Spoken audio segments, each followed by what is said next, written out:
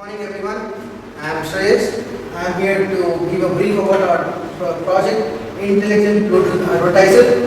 So first let's look at the contents of the project.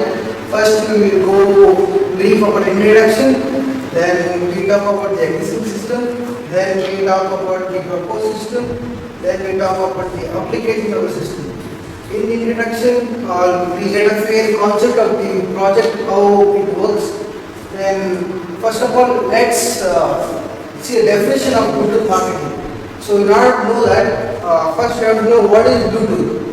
Bluetooth is a wireless protocol which is used for transfer of files between two devices, where Bluetooth is enabled, and through this marketing is done by sending information to the users via Bluetooth. Now what our project does is, it welcomes the customer who enters the Bluetooth enabled field, and it welcomes the customers by sending messages, and its Bluetooth server will detect the Bluetooth of the mobile, and once it recognizes, the connection will be developed and a message will be sent. Then next is it distinguishes between the customers. So here the entire customers will not be treated at the same level, each their interest. Now finally it broadcasts the information towards the customers. Then we look at the conventional methods which are currently in practice. So now, as you know, advertisement is done through pamphlets and newspapers.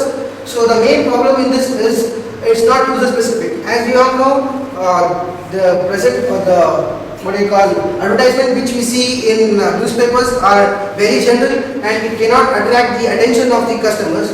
So that's one disadvantage. Next, when we come to the cost effectiveness, it's very expensive because printing thousands of copies of pamphlets will be very expensive. So next we come to the telemarketing. So telemarketing is basically marketing to telephone. So what the company people do is, they call the customers through phone, and they try to convince them to buy their products. So the disadvantages here is, it may annoy the customer because they may call during inconvenient times, and which may irritate the customers.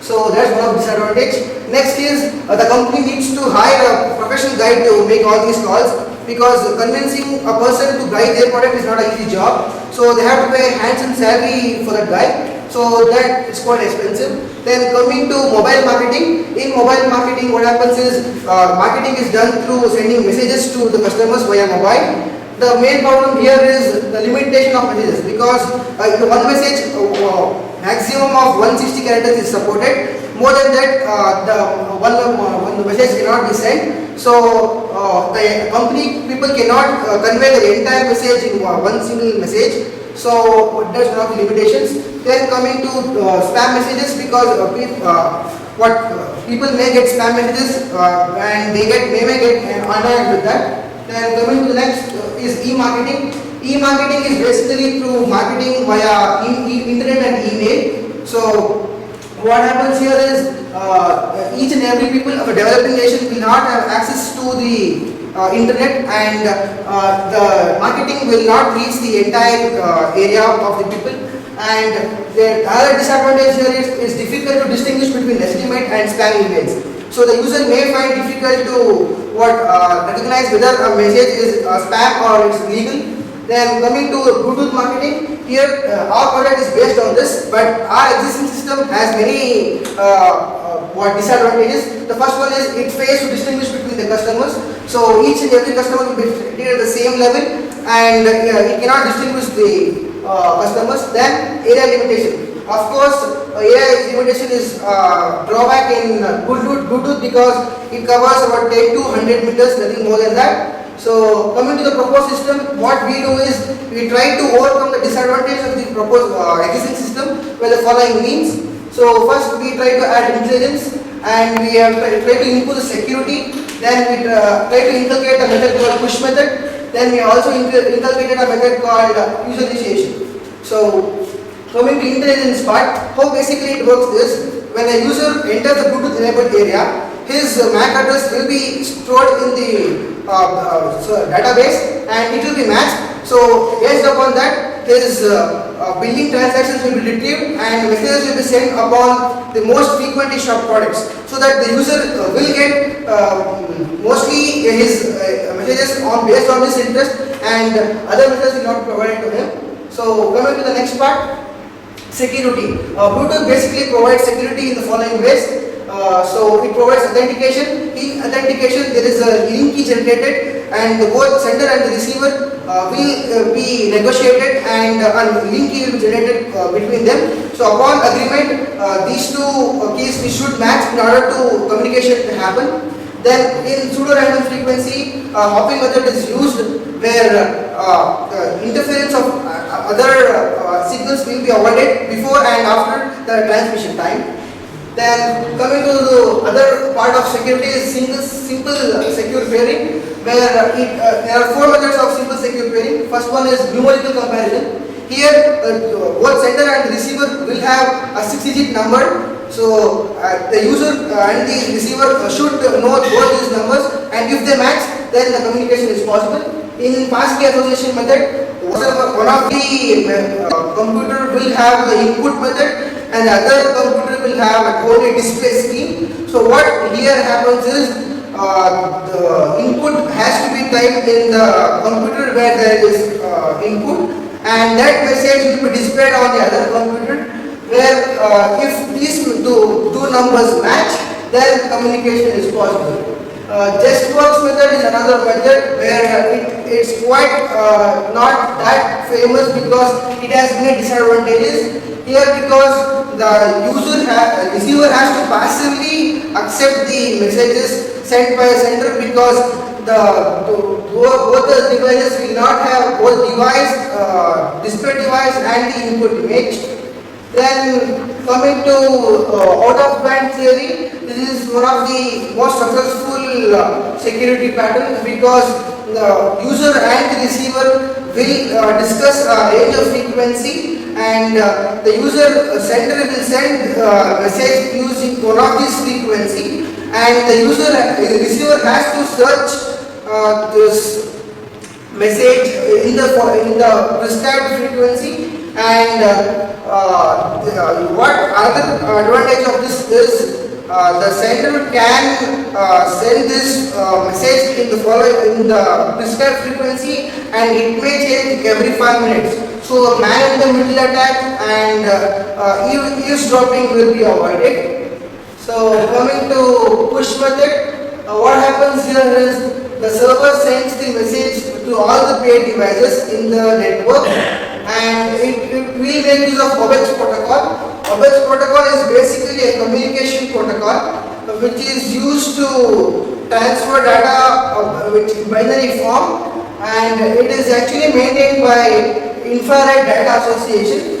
And what happens here is the sender can send a file to the receiver, and along with that he can send the details about this receiver file, so that receiver can know what exactly it's receiving. Depending on that information, it can say whether it can receive or not.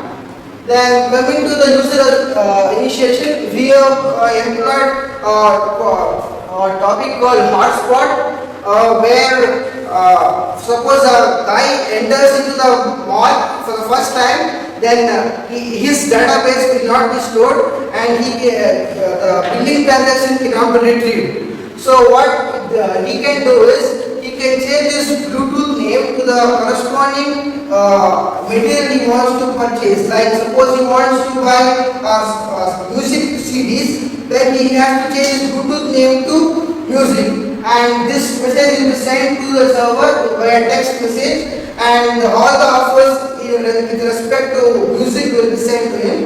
What also happens here is, suppose an existing customer enters with the Bluetooth feed, and if he wants to buy something new which was not present in the previous billing patterns, then even he can do the same thing and can get products based on his choice. So coming to the application of the project, our project can be employed in railway station. Here what happens here is the central server will be set up in the radio station, and when the user enters the radio station, this MAC address will be detected, and information based on time, arrival time, departure time, and his ticket status can be sent. Other application is shopping mall. As our project is based on this, you may be knowing what exactly happens in a shopping mall.